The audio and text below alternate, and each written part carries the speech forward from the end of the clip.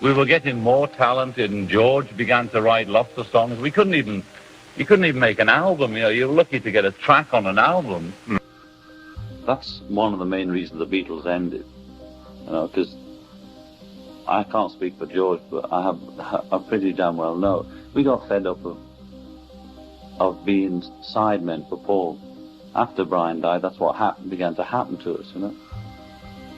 And the camera work was set up to show Paul and not to show anybody else, and that's how I felt about it. And on top of that, the people that cut it as Paul is God and we're just lying around there, you know.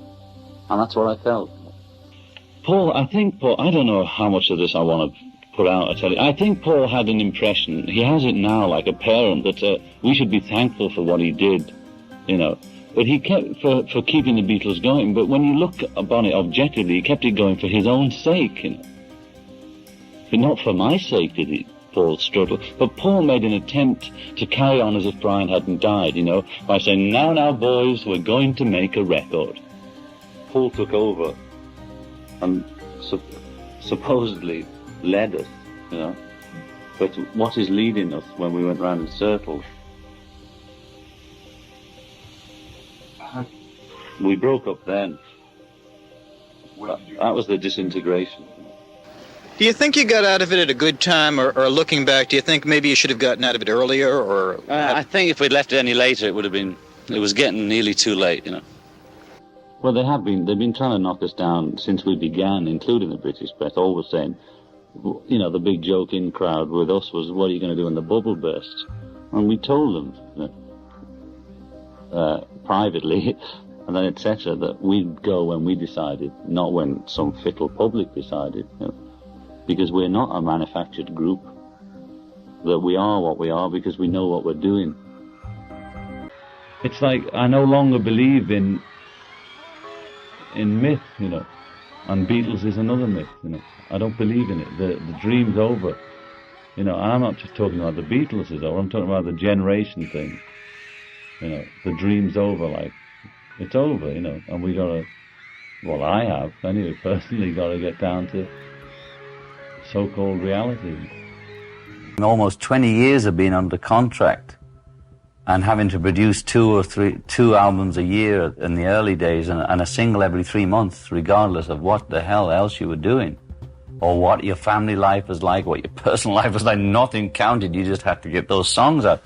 Now, Paul and I turned out a lot of songs those days, and it was easier because it was the beginning of a relationship and career. Paul and I developed in public, as it were. We had a little rehearsal in private, but mainly we developed our abilities in public. But then it got to be format and sort of not the pleasure that it was, and that's when I felt that I'd lost myself.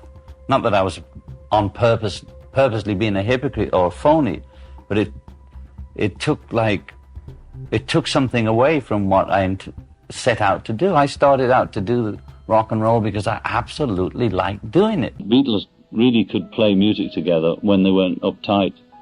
And if I get a thing going, Ringo knows where to go, you know, like that. And he does what we've played together so long that it fits, you know. I mean, that's the only thing I sometimes miss is being able to just sort of blink or make a certain noise, and I know they'll all know where we're going on an ad-lib thing. And what I really got through this 5 years was I'm not running for office. I like to be liked. I don't like to offend people. I would like to be a happy, contented person. I don't want to have to sell my soul again, as it were, to have a hit record. I've discovered that I can live without it, and it makes it happier for me. But I'm not going to come back in and try and create a persona who would not be myself.